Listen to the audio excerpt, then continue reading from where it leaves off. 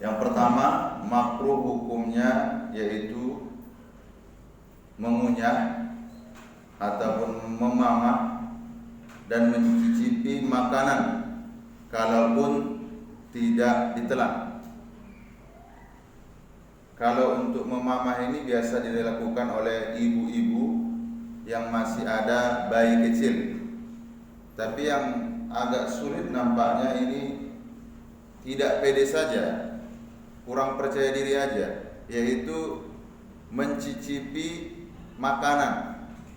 Ibu-ibu misalnya kan sudah pengalaman tuh, kalau misalnya buka puasa buat teh manis, cola untuk porsi satu keluarga, itu tidak perlu dicicipin.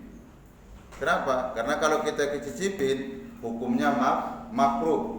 Dan insya Allah ibu-ibu sudah pengalaman lah, kalau hanya sekedar membuatkan segelas teh manis. Selanjutnya,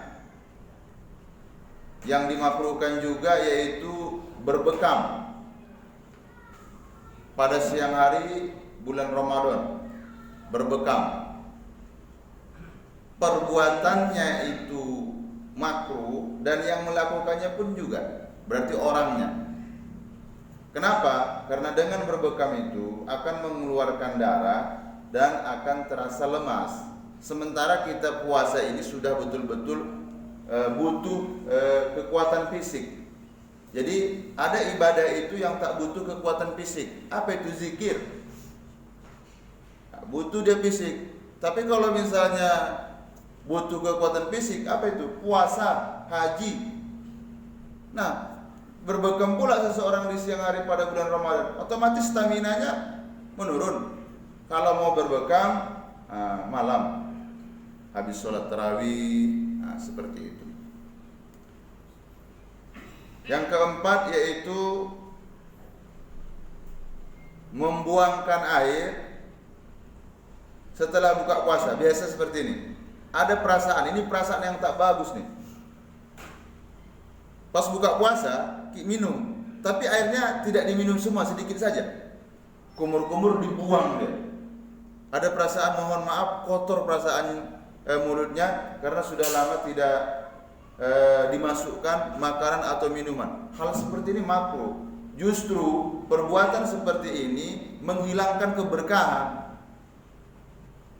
Berbuka bunyi, kalau dari sini kan nanti ada pengumuman dari Ustaz Karim.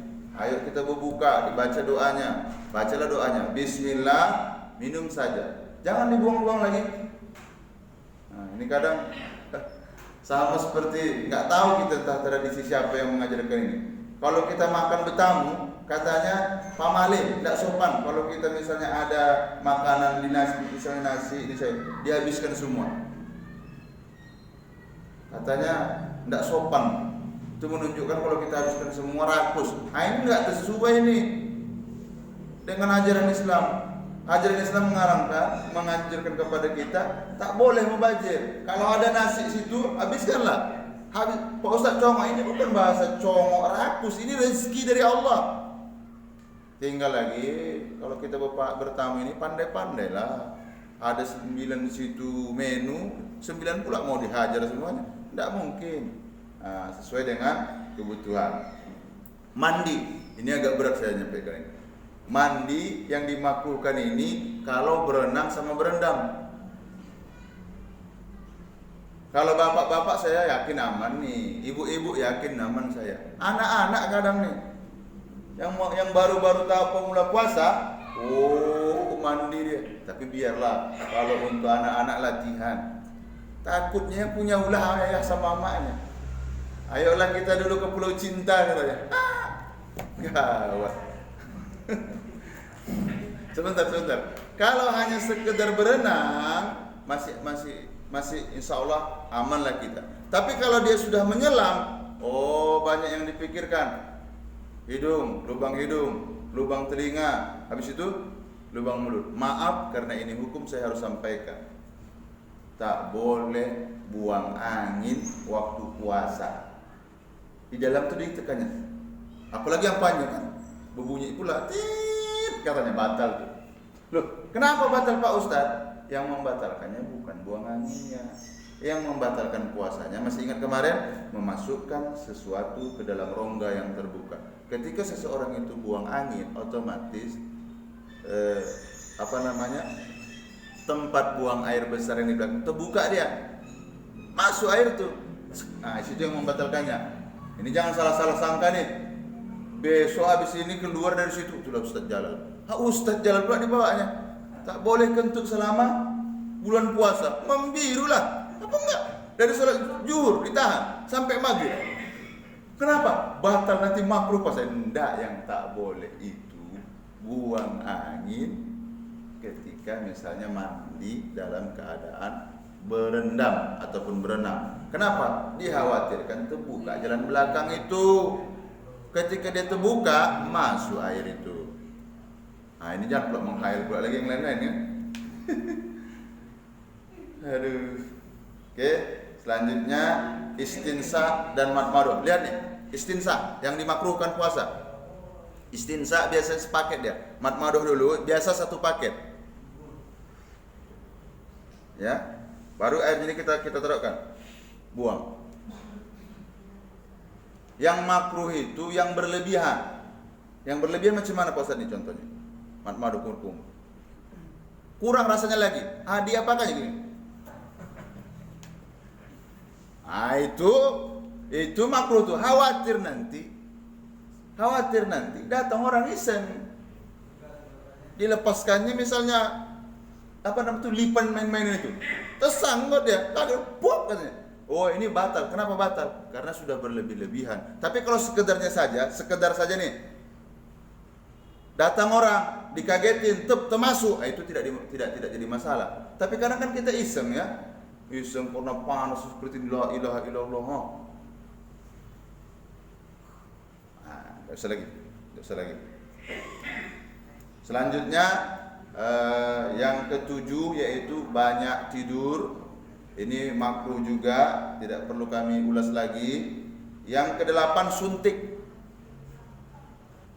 Ini butuh konsentrasi sedikit. Kalau suntik untuk menghilangkan rasa nyeri, obat silahkan.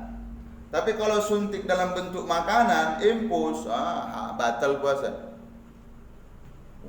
Ada dia bos,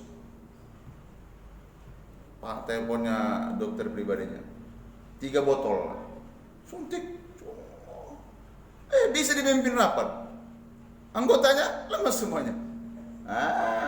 Kalau suntik yang begini nih, bukan hanya sekedar makruh, batal puasa. Tapi kalau suntiknya itu untuk menghilangkan rasa nyeri, yaitu obat, itu tidak membatalkan puasa. Tapi kalau suntiknya itu menambah kekuatan, dalam hal itu memberikan makanan, asupan makanan dalam bentuk cairan, infus, itu batal puasa.